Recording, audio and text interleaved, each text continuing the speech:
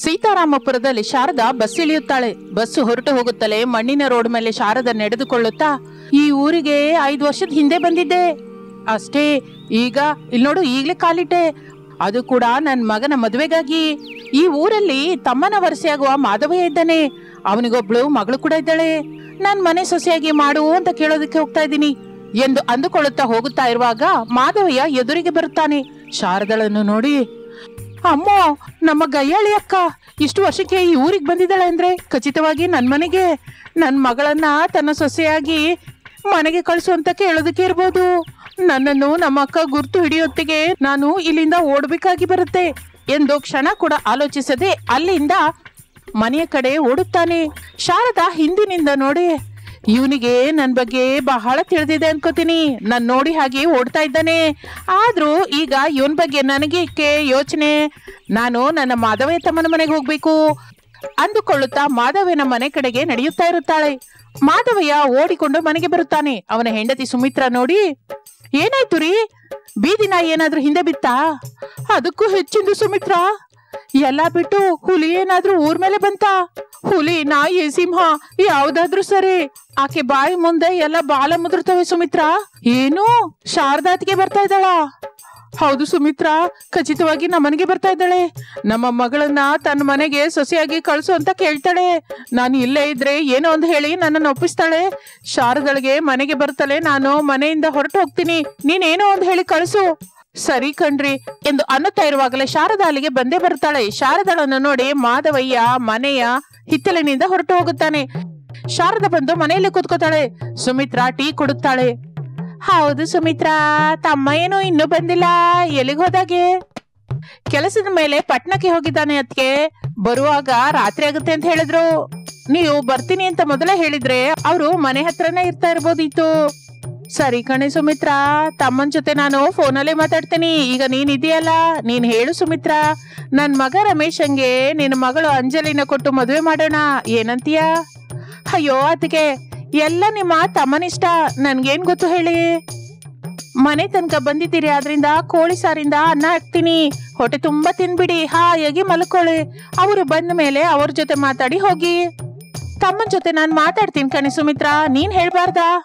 ಹುಡುಗಿ ಮಾತ್ರ ಇನ್ನು ಓದ್ಕೋತೀನಿ ಅಂತ ಇದ್ದಾಳೆ, ಅದಕ್ಕೆ ಇನ್ನು ಓದ್ಸೋಣ ಅಂತ ನಾವು ಅಂದ್ಕೋತಾ ಇದೀವಿ ಎಂದು ಹೇಳುತ್ತಲೇ ಶಾರದಾ ಮತ್ತೊಂದು ಮಾತು ಆಡದೆ ಎದ್ದು ಹಾಗೆ ರೋಡ್ ಹಿಡಿದುಕೊಂಡು ಹೊರಟು ಹೋಗ್ತಾನೆ ಇರ್ತಾಳೆ. ಸುಮಿತ್ರಾ ಆಶ್ಚರ್ಯದಿಂದ ನೋಡ್ತಾ ಇರ್ತಾಳೆ. ರೋಡ್ ಮೇಲೆ ನಡೆಯುತ್ತಾ ಮಾಧವಯ್ಯಂಗೆ ಫೋನ್ ಮಾಡ್ತಾಳೆ. ಒಂದು ಮರದ ಹತ್ತಿರ ನಿಂತ ಮಾಧವಯ್ಯ, ಹೇಳಕ್ಕ, ಎಲ್ರು ಚೆನ್ನಾಗಿದ್ದೀರಾ? ತಮ್ಮ, ನನ್ ಮಗ ರಮೇಶಂಗೆ ನಿನ್ನ ಮಗಳನ್ ಕೊಟ್ಟು ಮದುವೆ ಮಾಡೋಣ ಕಣೋ ಎಂದು ಕೇಳುತ್ತಲೇ ಮಾಧವಯ್ಯ ತನ್ನಲ್ಲಿ ತಾನು, ಈಗ ಹೇಗೋ ಶಾರದಕ್ಕ ಎದುರಿಗೆ ಇಲ್ವಲ್ಲ, ಭಯಪಡದೆ ಫೋನಲ್ಲಿ ನಿಜ ವಿಷಯ ಹೇಳ್ಬಿಡೋಣ ಎಂದು ಅಂದುಕೊಂಡು ಮೇಲಕ್ಕೆ ಗಟ್ಟಿಯಾಗಿ ಹೀಗಂತಾನೆ, ಬೇಡಕ್ಕ, ನಿನ್ನ ಗಯ್ಯಾಳಿತನದ ಬಗ್ಗೆ ಪೂರ್ತಿಯಾಗಿ ತಿಳಿದು ನನ್ ಮಗಳ ಕುತ್ತಿಗೆನ ನಾನು ಕೊಯ್ಯಲ್ಲ. ನಾನು ನನ್ ಮಗಳನ್ನ ನಿನ್ ಮನೆಗೆ ಸೊಸೆಯಾಗಿ ನಿಜಕ್ಕೂ ಕಳ್ಸಲ್ಲ ಎಂದು ಹೇಳುತ್ತಲೇ ಶಾರದಳಿಗೆ ಕೋಪ ಬರುತ್ತೆ. ಆ ಕೋಪದಲ್ಲಿ ಫೋನ್ ಇಟ್ಟು ಬಸ್ ಸ್ಟ್ಯಾಂಡ್ ಹತ್ರ ಬರ್ತಾಳೆ. ಸ್ವಲ್ಪ ಹೊತ್ತಿನ ನಂತರ ಬಸ್ ಸ್ಟ್ಯಾಂಡ್ಗೆ ಒಂದು ಬಸ್ ಬರುತ್ತೆ. ಶಾರದಾ ಬಸ್ ಅಲ್ಲಿ ಹೊರಟು ಹೋಗುತ್ತಾಳೆ.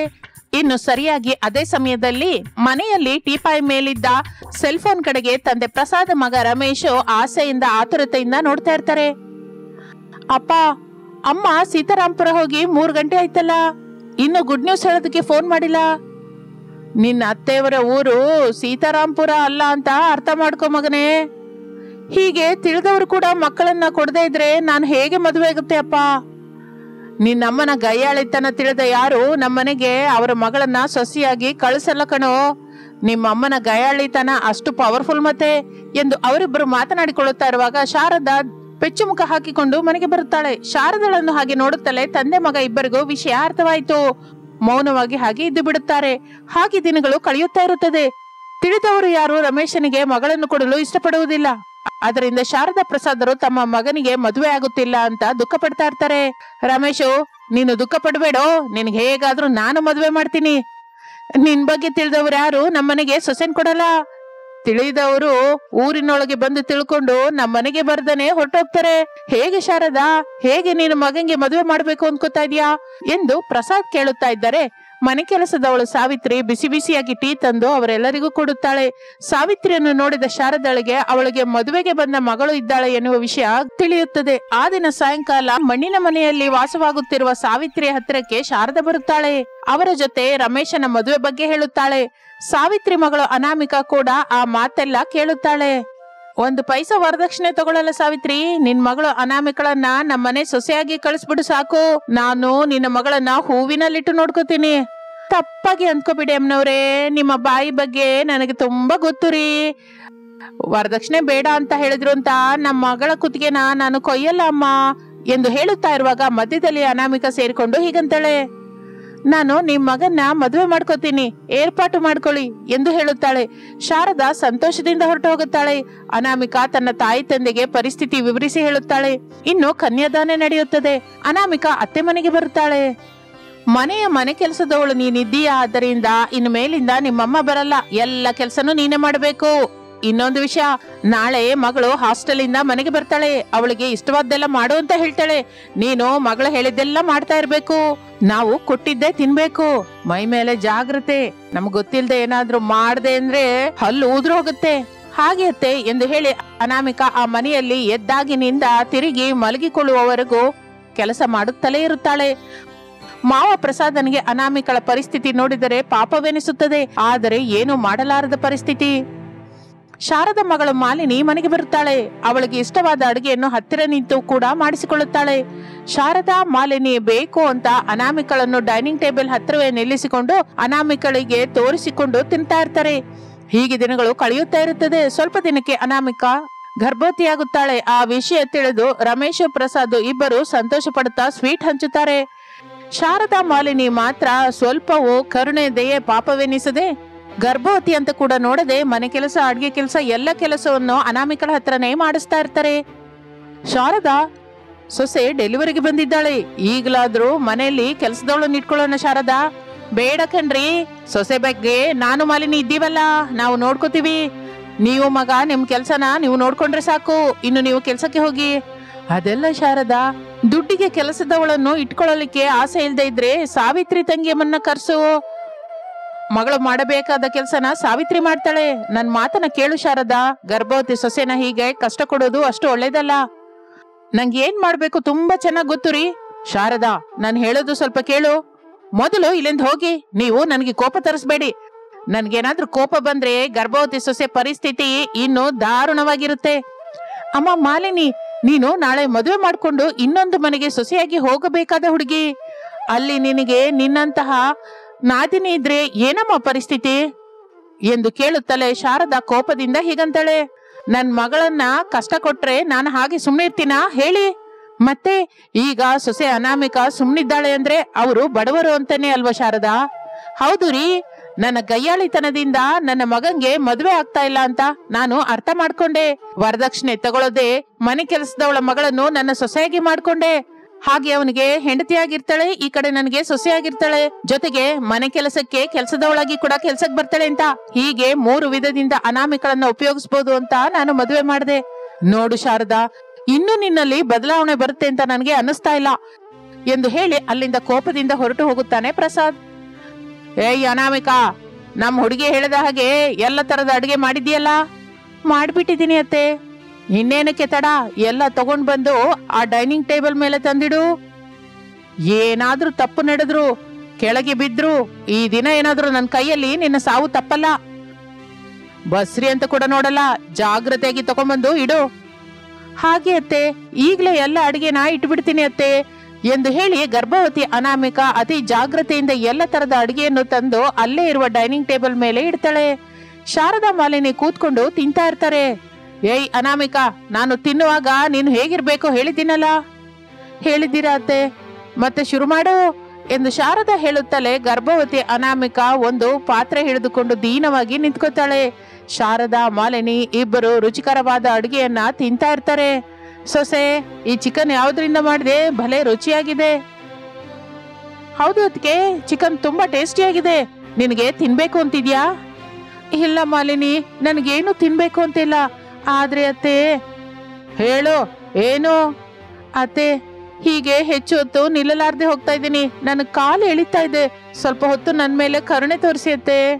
ಇಲ್ಲ ಸೊಸೆ, ಇಲ್ಲ, ನಾವು ತಿನ್ನುವವರೆಗೂ ನೀನ್ ಹಾಗೆ ಇರ್ಬೇಕು, ಇಲ್ಲ ಅಂದ್ರೆ ದವಡೆ ಒಡೆದು ಹೋಗುತ್ತೆ ಎಂದು ಹೇಳಿ ಅವಳು ಮಾಡಿದ ಅಡಿಗೆಯನ್ನೆಲ್ಲ ತಿನ್ನುತ್ತಾ ಇರುತ್ತಾರೆ.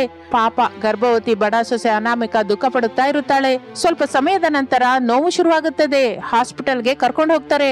ಮುದ್ದಾದ ಮಗ ಹುಟ್ಟುತ್ತಾನೆ. ಮನೆಯಲ್ಲಿ ಎಲ್ಲರೂ ಸಂತೋಷದಿಂದಿದ್ದರೂ ಅನಾಮಿಕಳಿಗೆ ಮಾತ್ರ ಕಷ್ಟ ತಪ್ಪುವುದಿಲ್ಲ. ಮನೆ ಕೆಲಸ, ಅಡುಗೆ ಕೆಲಸ ಮಾಡಿಕೊಂಡು ಮಗವನ್ನು ನೋಡಿಕೊಳ್ಳುತ್ತಾ ಹಾಗೆ ತನ್ನ ಜೀವನವನ್ನ ನಡೆಸುತ್ತಾ ಇರ್ತಾಳೆ. ಸೋಫಾದಲ್ಲಿ ಶಾರದಾ ತನ್ನ ಗಂಡ ಪ್ರಸಾದ್, ಮಗ ರಮೇಶ ಕೂತ್ಕೊಂಡಿದ್ರೆ ಕಪ್ಪನೆಯ ಸೊಸೆ ಅನಾಮಿಕಾ ಮೌನವಾಗಿ ನಿಂತಿರುತ್ತಾಳೆ. ಕಪ್ಪಗಿರುವ ನಿನ್ನ ನನ್ನ ಸೊಸೆ ಹಾಗೆ ಒಪ್ಕೋಬೇಕು ಅಂದ್ರೆ ನಾನು ಹೇಳಿದ ಹಾಗೆ ನೀನು ಮಾಡಬೇಕು ಅನಾಮಿಕಾ. ಶಾರದಾ, ನೀನು ಒಂದು ವಿಷಯ ಮರ್ತೋಗ್ತಾ ಇದೆಯಾ? ನಮ್ಮ ಹುಡುಗ ರಮೇಶು ಅನಾಮಿಕಳ ಕುತ್ತಿಗೆಯಲ್ಲಿ ತಾಳಿ ಕಟ್ಟುತ್ತಲೇ ಅವಳು ನಮ್ಮ ಮನೆಗೆ ಸೊಸೆಯಾಗಿದ್ದಾಳೆ. ಈಗ ಮತ್ತೆ ನೀನು ಒಪ್ಕೊಳ್ಳೋದೇನೋ ಎಂದು ಪ್ರಸಾದ್ ಅನ್ನುತ್ತಲೇ ಶಾರದಾ ಕೋಪದಿಂದ ನೋಡ್ತಾಳೆ. ನಮ್ಮ ಹುಡುಗ ಈ ಕಪ್ಪನಿ ಹುಡುಗಿ ಅನಾಮಿಕಳನ್ನು ಮದುವೆ ಮಾಡ್ಕೊಂಡು ಬರೋದು ನನಗೆ ಸ್ವಲ್ಪನೂ ಇಷ್ಟವಿಲ್ಲ. ಮಗು ರಮೇಶು, ಈ ಅನಾಮಿಕಳ ಜೊತೆ ವಿಚ್ಛೇದನ ತಗೋ, ಅವಳಿಗೆ ಎಷ್ಟು ಬೇಕೋ ಅಷ್ಟು ಕೊಡೋಣ ಎಂದು ಶಾರದಾ ಅನ್ನುತ್ತಲೇ ರಮೇಶ್ ಗಾಬರಿಯಾಗುತ್ತಾ ಶಾರದಾಳ ಕಡೆ ನೋಡ್ತಾನೆ. ಅನಾಮಿಕಾ ಅಯೋಮಯದಿಂದ ರಮೇಶನ ಕಡೆ ನೋಡುತ್ತಾಳೆ. ಪ್ರಸಾದ್ ಸ್ವಲ್ಪ ಗಾಬರಿಯಿಂದ, ಏನ್ ಮಾತಾಡ್ತಾ ಇದೀಯ ಶಾರದಾ? 3 ದಿನದ ಹಿಂದೆ ಮದುವೆ ಮಾಡ್ಕೊಂಡು ಮನೆಗೆ ತಂದ ಸೊಸೆಗೆ ವಿಚ್ಛೇದನ ಕೊಡೋದಂದ್ರೇನು? ಹಾಗೆ ಆಗೋದಿಲ್ಲ. ಅಂದ್ರೆ ಅನಾಮಿಕಳ ತಂದೆ ತಾಯಿಗೆ ಫೋನ್ ಮಾಡಿ ಅವ್ರ ಊರಿನ ದೊಡ್ಡ ಮನುಷ್ಯರನ್ನ ಕರ್ಕೊಂಬ ಅಂತ ಹೇಳಿ ಅವರ ಮುಂದೆ ಮಾತಾಡಿ ಅನಾಮಿಕಳ ಜೊತೆ ನಮ್ಮ ಹುಡುಗಿ ಜೊತೆ ಎಂತಹ ಸಂಬಂಧವಿಲ್ಲ ಅಂತ ಹೇಳಿಸಿ ನನ್ನ ಕಣ್ಣ ಮುಂದಿನಿಂದ ಆಗ ಮನೆಯಿಂದ ಕಳ್ಸೋಣ. ಅಪ್ಪ, ಸ್ವಲ್ಪ ಹೊತ್ತು ನೀನೇನು ಮಾತಾಡಬೇಡ. ಅಮ್ಮ ಹೇಳಿದ ಹಾಗೆ ಅನಾಮಿಕ ಮಾಡ್ತಾಳೆ ಬಿಡು. ಹೌದು ಅತ್ತೆ, ನಾನು ಒಪ್ಕೋತಾ ಇದ್ದೀನಿ. ನೀವು ಹೇಳಿದ ಹಾಗೆ ಮಾಡ್ತೀನಿ. ನಿಮಗೆ ಇಷ್ಟಪಟ್ಟ ಹಾಗೆ ಇರ್ತೀನಿ ಅತ್ತೆ. ನನ್ನನ್ನು ಮಾತ್ರ ನನ್ನ ತವ್ರ ಮನೆಗೆ ಕಳಿಸ್ಬೇಡಿ. ಕೇಳಿದ್ರಲ್ಲ, ನಾನು ಹೇಳಿದ ಹಾಗೆ ಮಾಡೋದಕ್ಕೆ ಅನಾಮಿಕ ಒಪ್ಕೊಂಡಿದ್ದಾಳೆ. ಇನ್ನು ನೀವೇನು ಮಾತಾಡಬೇಡಿ. ಏನಾದರೂ ಇದ್ರೆ ನಾನು ಹೇಳಿ ಇಲ್ಲಿಂದ ಹೋದ್ಮೇಲೆ ಮಗ ಸೊಸೆ ಹತ್ರ ಮಾತಾಡಿ, ಸರಿನಾ ಎಂದು ಶಾರದಾ ಅನ್ನುತ್ತಲೇ ಪ್ರಸಾದ್ ಏನೂ ಮಾತನಾಡದೆ ಹಾಗೆ ಕೂತಿರುತ್ತಾನೆ. ನಿನಗೆ ಮನೆ ಕೆಲಸ, ಅಡುಗೆ ಕೆಲಸ ಚೆನ್ನಾಗಿ ಬರುತ್ತೆ ಅಂತ ಹೇಳ್ದಿಯಲ್ಲ, ಈ 3 ದಿನದಿಂದ ಮಾಡಿ ತೋರಿಸಿದ್ಯಾ ಕೂಡ. ಮನೆ ಕೆಲಸ, ಅಡುಗೆ ಕೆಲಸ ಮನೆ ಕೆಲಸದವಳು ಮಾಡ್ತಾಳೆ, ಮತ್ತೆ ಸೊಸೆಯಾಗಿ ನೀನೇನು ಮಾಡ್ತೀಯಾ? ನೀವೇನು ಹೇಳಿದ್ರು ಅದು ಮಾಡ್ತೀನಿ ಅತ್ತೆ. ಬದುಕೋದಕ್ಕೆ ನಿಂಗೇನು ಬರುತ್ತೆ? ಕೆಲಸ ಮಾಡೋದು, ಅಡುಗೆ ಮಾಡೋದು ಬರುತ್ತೆ ಅತ್ತೆ. ಅಡುಗೆ ಮಾಡೋದು ಬರುತ್ತಾ? ಎಷ್ಟು ಥರದ ಅಡುಗೆ ಮಾಡ್ತೀಯಾ ಏನು? ಸುಮಾರಾಗಿ ಎಲ್ಲ ಥರದ ಅಡುಗೆ ಮಾಡ್ತೀನಿ ಅತ್ತೆ. ಸರಿ ಕಣೆ ಅನಾಮಿಕಾ, ಏನಾದರೂ ಫುಡ್ ವ್ಯಾಪಾರವಿಟ್ಟು ದುಡ್ಡು ಸಂಪಾದಿಸು. ಅದೆಲ್ಲಮ್ಮ, ಅನಾಮಿಕಾ ಕಪ್ಪಾಗಿರ್ತಾಳೆ. ಮನೆಯೊಳಗಿರುವ ಅನಾಮಿಕಾ ಸೊಸೆನೇ ನಿನಗೆ ಇಷ್ಟವಾಗೋದಿಲ್ಲ. ಇನ್ನು ಹೊರಗಡೆ ಅನಾಮಿಕಾ ಫುಡ್ ಬಿಸ್ನೆಸ್ ಮಾಡಿದ್ರೆ ಯಾರು ಬಂದು ತಿಂತಾರಮ್ಮ? ಹೇಗೆ ಅವಳು ತನ್ನ ಫುಡ್ ಬಿಸ್ನೆಸ್ ಇಟ್ಟು ಸಕ್ಸಸ್ ಆಗ್ತಾಳೆ? ಇಲ್ಲಿ ನೋಡು ಮಗನೇ, ಕಪ್ಪಗಿರುವ ಅನಾಮಿಕಳನ್ನ ಅವಳ ಕಟ್ಟುಪಾಡು ಒಳ್ಳೆ ಮನಸ್ಸನ್ನ ಹಿಡಿಸಿ ನೀನು ಮದುವೆ ಮಾಡ್ಕೊಂಡು ಹೆಂಡತಿಯಾಗಿ ಮಾಡ್ಕೊಂಡಿದ್ಯಲ್ಲ, ಮನೆ ಸೊಸೆಯಾಗಿ ಕರ್ಕೊಂಡ್ಬಂದೆ. ನಾನು ಅಡ್ಡ ಹೇಳಲಿಲ್ಲ, ನಿನಗಾಗಿ ಒಪ್ಕೊಂಡೆ. ನನಗಾಗಿ ಒಪ್ಕೊಂಡ ಮೇಲೆ ಮತ್ತೆ ಈ ಫುಡ್ ಬಿಸ್ನೆಸ್ ಏನಕ್ಕಮ್ಮ? ಮನೆ ಕೆಲಸ, ಅಡುಗೆ ಕೆಲಸ ಮಾಡಿಕೊಂಡು ಮನೇಲೇ ಇರಲಿ ಬಿಡು. ಅಂದರೆ ನಿನ್ನ ಹೆಂಡ್ತಿನ ಕರ್ಕೊಂಡು ಮನೆಯಿಂದ ಹೊರಟೋಗೋ. ನಾನೇನು ಹೇಳೋದಿಲ್ಲ. ಇಲ್ಲಮ್ಮ, ನಾನು ಎಲ್ಗೂ ಹೋಗೋದಿಲ್ಲ. ನನಗೆ ನೀವು ಬೇಕು, ಅನಾಮಿಕನು ಬೇಕು. ಅಂದರೆ ಅನಾಮಿಕಾ, ನಾನು ಹೇಳಿದ ಹಾಗೆ ಯಾವುದಾದ್ರೂ ಫುಡ್ ವ್ಯಾಪಾರ ಮಾಡಲೇಬೇಕು. ಮಾಡ್ತೀನಿ ಅತ್ತೆ. ಯಾವ ಫುಡ್ ವ್ಯಾಪಾರ ಮಾಡು ಅಂತ ನೀವೇ ಹೇಳಿ. ನಿನಗೆ ಚೆನ್ನಾಗಿ ಯಾವ ಫುಡ್ ಮಾಡೋದಕ್ಕೆ ಬರುತ್ತೋ ಅದೇ ಮಾಡು ಅನಾಮಿಕಾ. ಆದ್ರೆ ನಿನ್ನ ಮುಖಕ್ಕೆ ಎಂತಹ ಸ್ಕಾರ್ಫ್ ಕೂಡ ಇರಬಾರ್ದು, ಅದನ್ನು ಮಾತ್ರ ನೆನಪಿನಲ್ಲಿ ಇಟ್ಕೋ ಎಂದು ಹೇಳಿ ಶಾರದಾ ಅಲ್ಲಿಂದ ಹೊರಟು ಹೋಗುತ್ತಾಳೆ. ಈ ಕಡೆ ಅನಾಮಿಕಾ, ಆ ಕಡೆ ರಮೇಶ್ ಇಬ್ಬರು ಸಂತೋಷ ಪಡುತ್ತಾ ಒಬ್ಬರನ್ನೊಬ್ಬರು ನೋಡ್ಕೋತಾ ಇರ್ತಾರೆ.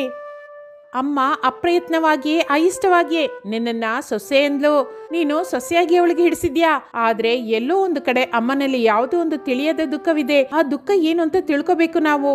ಅತ್ತೆ ಯಾವ ವಿಧದಿಂದ ಅಂದ್ರೂ ನನ್ನನ್ನ ಸೊಸೆ ಎಂದ್ಲು, ಅದು ಸಾಕು. ಹಾಗೇನೆ ಅತ್ತೆ ಹೇಳಿದ ಹಾಗೆ ಮುಖಕ್ಕೆ ಯಾವುದೇ ಸ್ಕಾರ್ಫ್ ಇಲ್ಲದೆ ನಾನು ಫುಡ್ ವ್ಯಾಪಾರ ಮಾಡಬೇಕು ಅಂದ್ಕೋತಾ ಇದ್ದೀನಿ. ಮಾಡ್ತೀನಿ. ಅಮ್ಮ ಏನಕ್ಕೆ ನಿನಗೆ ಫುಡ್ ವ್ಯಾಪಾರ ಮಾಡು ಅಂತ ಹೇಳಿದ್ಲು ನನಗೆ ಅರ್ಥವಾಗ್ತಿಲ್ಲ ಅನಾಮಿಕಾ. ನಾನು ಆಲೋಚನೆ ಮಾಡ್ತಾ ಇದ್ದೀನಿ ರೀ, ನಂಗೆ ಕೂಡ ಅರ್ಥವಾಗಿಲ್ಲ. ಏನೇನಾದ್ರೂ ಆಗ್ಲಿ ಬಿಡಿ, ನನಗೆ ತುಂಬಾ ಚೆನ್ನಾಗಿ ಬರುವ ಹಿಡಿಸಿದ ಫ್ರೆಂಚ್ ಫ್ರೈಸ್ ಮಾಡಿ ಮಾರ್ತೀನಿ. ಆ ದುಡ್ಡು ತಂದು ಅತ್ತೆಗೆ ಕೊಡ್ತೀನಿ. ಶಬಾಸ್ ಸೊಸೆ ಅಂತ ಅನ್ನಿಸ್ಕೋತೀನಿ ರೀ. ಇನ್ನು ನನಗೆ ಅರ್ಥವಾಗದ ವಿಷಯ ಒಂದಿದೆ ಅನಾಮಿಕಾ. ಸೊಸೆಯಾಗಿ ನನ್ನನ್ನ ಒಪ್ಕೋಬೇಕಾದ್ರೆ ಈ ಫುಡ್ ಬಿಸ್ನೆಸ್ ಯಾಕೆ ಅಂತನಾ? ಹೌದು ಅನಾಮಿಕಾ. ಬೇಡ ರೀ, ಅತ್ತೆನ ಏನು ಕೇಳಬೇಡಿ. ಏನಾದರೂ ಅಂದರೆ ಮನೆಯಿಂದ ಹೊರಟು ಹೋಗು ಅಂತಾರೆ. ಯಾಕೆ ಹೇಳಿ? ಅತ್ತೇನಂತೂ ನೀವೇನು ಕೇಳಬೇಡಿ, ನನಗೆ ಬಂದ ಫ್ರೆಂಚ್ ಫ್ರೈಸ್ ಮಾಡಿ ಮಾರ್ತೀನಿ.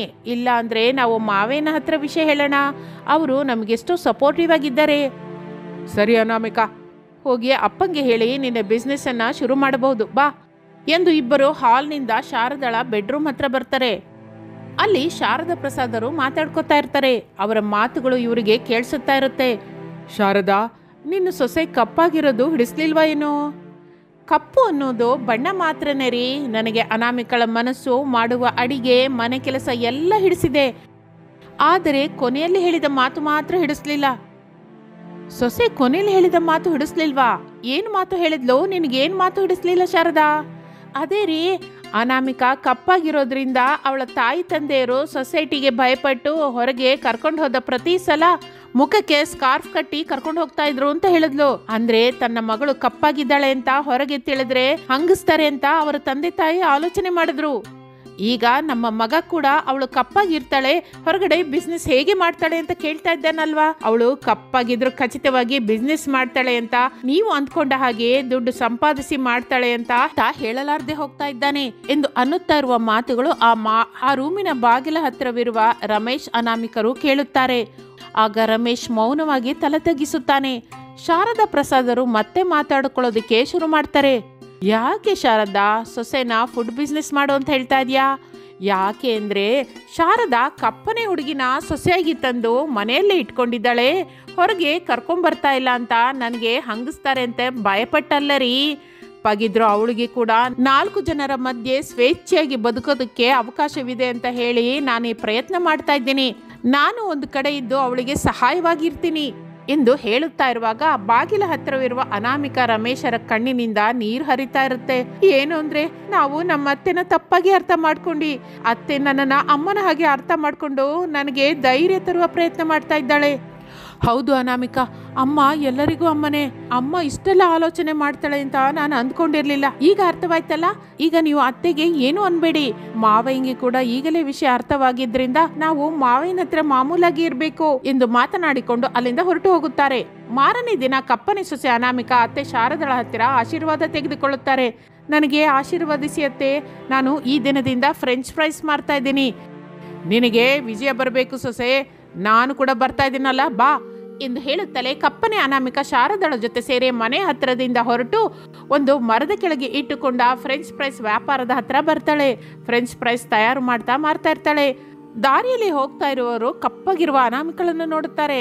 ಆದರೆ ಅವಳು ಇಟ್ಟುಕೊಂಡ ಫ್ರೆಂಚ್ ಫ್ರೈಸ್ನ ಮಾತ್ರ ಯಾರು ನೋಡ್ತಾ ಇರಲ್ಲ.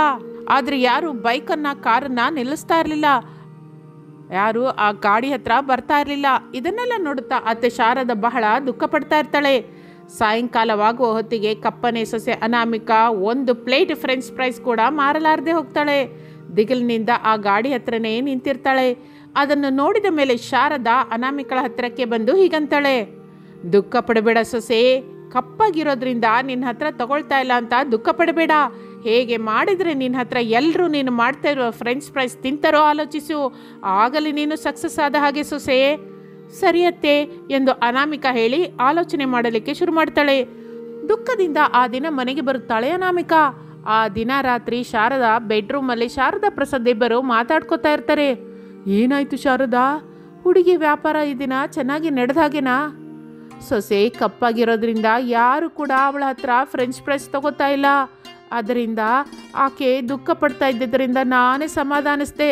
ಹೇಗೆ ಮಾರಬೇಕೋ ಮೊದಲು ಆಲೋಚಿಸು ಅಂತ ಹೇಳಿದೆ ರೀ. ಸೊಸೆ ಏನೋ ಒಂದು ಒಳ್ಳೆ ಆಲೋಚನೆ ಮಾಡ್ತಾಳೆ ಅಂತ ನಾನು ಅಂದ್ಕೋತಾ ಇದ್ದೀನಿ ಶಾರದಾ. ಹುಡುಗಿ ಏನು ಬುದ್ಧಿ ಕಡಿಮೆ ಅವಳಲ್ಲ, ಈ ವ್ಯಾಪಾರನ ಖಂಡಿತವಾಗಿ ಮುಂದಕ್ಕೆ ತರ್ತಾಳೆ. ನಾನು ಅದೇ ಅಂದ್ಕೋತಾ ಇದ್ದೀನಿ ರೀ. ನೋಡೋಣ ಕಪ್ಪನೆ ಸೊಸೆ ಹೇಗೆ ನಾಳೆ ಫ್ರೆಂಚ್ ಫ್ರೈಸ್ ವ್ಯಾಪಾರ ಮಾಡ್ತಾಳೋ ಏನೋ ಎಂದು ಅವರಿಬ್ಬರು ಮಾತನಾಡಿಕೊಳ್ತಾ ಇರ್ತಾರೆ. ಇನ್ನು ಮತ್ತೊಂದು ಕಡೆ ಅನಾಮಿಕಾ ಬೆಡ್ರೂಮ್ ಅಲ್ಲಿ ದುಃಖ ಪಡ್ತಾ ಇರ್ತಾಳೆ. ರಮೇಶ್ ಸಮಾಧಾನಿಸುವ ಪ್ರಯತ್ನ ಮಾಡ್ತಾ ಇರ್ತಾನೆ. ಅನಾಮಿಕಾ ದುಃಖ ಪಡಬೇಡ, ಅಮ್ಮ ಹೇಳಿದ ಹಾಗೆ ಯಾವುದೋ ಒಂದು ಆಲೋಚನೆ ಮಾಡು, ಖಚಿತವಾಗಿ ಸಕ್ಸಸ್ ಬರುತ್ತೆ. ನೀನು ಈ ದಿನ ತುಂಬಾ ಚೆನ್ನಾಗಿ ತಯಾರು ಮಾಡಿದ ಫ್ರೆಂಚ್ ಫ್ರೈಸು, ಅದೊಂದಲ್ಲದೆ ನೀನು ಎಲ್ಲ ಅಡಿಗೆನೂ ಚೆನ್ನಾಗಿ ಮಾಡ್ತಾ ಇದೀಯಾ. ನೀನು ಮಾಡುವ ಈ ವ್ಯಾಪಾರ ಖಚಿತವಾಗಿ ಸಕ್ಸಸ್ ಆಗುತ್ತೆ. ಹಾಗಿರಿ, ಅತ್ತೆ ಹೇಳಿದಾಗಿಂದ ನಾನು ಕೂಡ ಅದೇ ಆಲೋಚಿಸ್ತಾ ಇದ್ದೀನಿ. ಖಚಿತವಾಗಿ ಅತ್ತೆ ನನ್ನ ಮೇಲೆ ಇಟ್ಟುಕೊಂಡ ನಂಬಿಕೆನ ನಾನು ನಿಲ್ಲಿಸ್ತೀನಿ ರೀ ಎಂದು ಹೇಳಿ ಅನಾಮಿಕಾ ಯಾವ ವಿಧದಿಂದ ತನ್ನ ವ್ಯಾಪಾರವನ್ನು ಮುಂದಕ್ಕೆ ತೆಗೆದುಕೊಂಡು ಹೋಗಬೇಕು ಎಂದು ಆಲೋಚಿಸುತ್ತಾ ಇರುತ್ತಾಳೆ. ಇನ್ನು ಮಾರನೇ ದಿನ ಬೆಳಗಾಗುತ್ತದೆ. ಮತ್ತೆ ಯಥಾವಿಧಿಯಾಗಿ ಮರದ ಹತ್ತಿರ ತಮ್ಮ ಫ್ರೆಂಚ್ ಫ್ರೈಸ್ ಗಾಡಿ ಹತ್ರ ಬರ್ತಾರೆ. ಈ ಸಲ ಅನಾಮಿಕಾ ಹೊಸದಾಗಿ ಆಲೋಚಿಸಿ 10 ರೂಪಾಯಿಗೆ ಒಂದು ಪ್ಲೇಟ್ ಫ್ರೆಂಚ್ ಫ್ರೈಸ್ ಅನ್ನುವ ಬೋರ್ಡನ್ನು ಅಲ್ಲಿ ಇಡ್ತಾಳೆ. ಅದನ್ನು ನೋಡಿದ ಮೇಲೆ ಅತ್ತೆ ಶಾರದಾ ಸಂತೋಷ ಪಡುತ್ತಾಳೆ. ಹೇಗಾದರೆ ತನ್ನ ಸೊಸೆ ತನ್ನ ವ್ಯಾಪಾರವನ್ನು ಮುಂದಕ್ಕೆ ತೆಗೆದುಕೊಂಡು ಹೋಗುವ ಒಳ್ಳೆಯ ಆಲೋಚನೆ ಮಾಡಿದಳು ಎಂದು ತನ್ನಲ್ಲಿ ತಾನೇ ಆಲೋಚಿಸುತ್ತಾಳೆ. ಇನ್ನು ಈ 10 ರೂಪಾಯಿಗೆ ಪ್ಲೇಟ್ ಫ್ರೆಂಚ್ ಫ್ರೈಸ್ ಅನ್ನುವ ಬೋರ್ಡ್ ನೋಡಿ ದಾರಿಯಲ್ಲಿ ಹೋಗ್ತಾ ಇರುವವರೆಲ್ಲರೂ ನಿಂತು ಕಡಿಮೆ ರೇಟಿಗೆ ಫ್ರೆಂಚ್ ಫ್ರೈಸ್ ಬರುತ್ತೆ ಅಂತ ನಿಂತು ತಿಂತಾ ಇರ್ತಾರೆ. ಆ ನಂತರ ತಿಂದವರೆಲ್ಲರೂ ಆ ಫ್ರೆಂಚ್ ಫ್ರೈಸ್ ಚೆನ್ನಾಗಿದೆ ಅಂತ ಮೆಚ್ಕೋತಾರೆ. ಹಾಗೆ ಕಪ್ಪನೆ ಸೊಸೆ ಅನಾಮಿಕಾ ಅತ್ತೆಯ ಪ್ರೋತ್ಸಾಹದಿಂದ ಫ್ರೆಂಚ್ ಫ್ರೈಸ್ ವ್ಯಾಪಾರದಲ್ಲಿ ವಿಜಯ ಸಾಧಿಸುತ್ತಾಳೆ. ಶಾರದಳ ನಂಬಿಕೆಯನ್ನು, ಆ ಕುಟುಂಬದ ನಂಬಿಕೆಯನ್ನು ನಿಲ್ಲಿಸುತ್ತಾಳೆ. ಆ ಕುಟುಂಬ ಸಂತೋಷದಿಂದ ಜೀವಿಸುತ್ತಾ ಇರುತ್ತೆ.